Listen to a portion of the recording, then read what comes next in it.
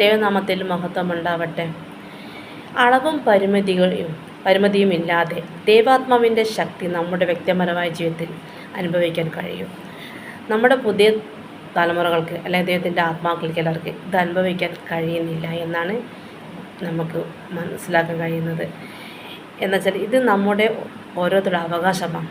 ഈ ദൈവശക്തി അത് വിജയകരമായ ദൈവത്തിൻ്റെ നാമത്തിൽ നിന്ന് കിട്ടുന്ന നമ്മുടെ ദൈവത്തിൻ്റെ കർത്താവ് യേശു ക്രിസ്തു തരുന്ന ദൈവം തിരഞ്ഞെടുത്തിരിക്കുന്ന ആത്മാക്കൾക്ക് ശക്തി. അതിന് എന്തില്ല വർണ്ണമോ അല്ലെങ്കിൽ അതിന് സമ്പത്തമോ അല്ലെങ്കിൽ ഏതെങ്കിലും തരത്തിലുള്ള വിശ്വാസികൾക്കോ അവിടെ ഒന്നും ദൈവത്തിന് ഒരു വേർതിരിവില്ല.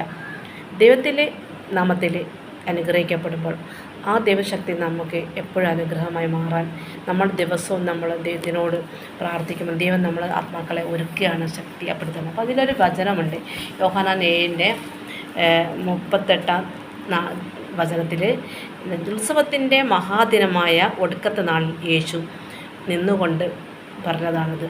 എന്താണ്? എന്നിൽ വിശ്വസിക്കുന്നവൻ ഉള്ളിൽ നിന്ന് തിരുവെഴുത്ത് പറയുന്ന പോലെ ജീവജലത്തിൻ്റെ നദി ഒഴുകുന്നു എന്ന് പറഞ്ഞു. അപ്പോൾ ജീവജലത്തിൻ്റെ നദി എന്ന് പറയുന്നത് അത് കെട്ടിക്കിടക്കുന്ന നദിയല്ല, അത് ഒഴുകുന്ന നദിയാണ്.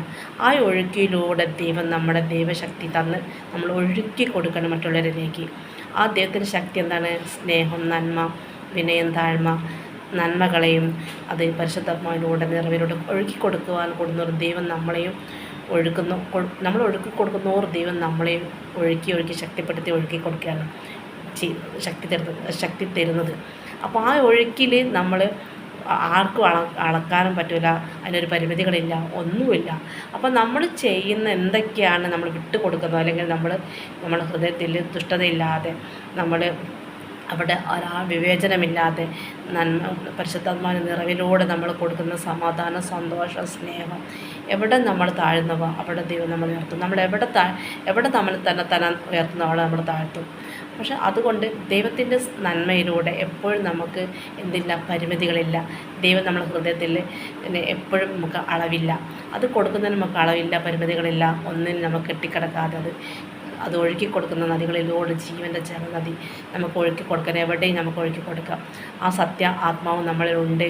ആ സത്യത്തിൻ്റെ ആത്മാവാണ് നമ്മളെ പഠിപ്പിക്കുന്നത്, നമ്മൾ ഒരുക്കുന്നത്. അതുകൊണ്ട് നമുക്ക് എവിടുന്ന് കിട്ടുന്നില്ല, ഒരു ജ്ഞാനം നമുക്ക് കിട്ടുന്നില്ല. പക്ഷേ ദൈവത്തിൻ്റെ ഇരിക്കുമ്പോൾ നമ്മൾ കൊടുക്കാൻ തന്നെ പലർക്കും മടിയാണ്, ചെയ്യാൻ തന്നെ പണി. അതിന് കണക്ക് പറഞ്ഞാൽ നമ്മൾ എന്തിനേതിനും. പക്ഷെ അവിടെ നമ്മൾ കൊടുക്കാനാണ് ദൈവം പറഞ്ഞത്. എന്നാൽ എൻ്റെ കൃപയും അനുഗ്രഹവും നിങ്ങൾക്ക് വിജയകരമായി നിങ്ങളുടെ ജീവിതത്തിൽ എത്തും പറഞ്ഞത്.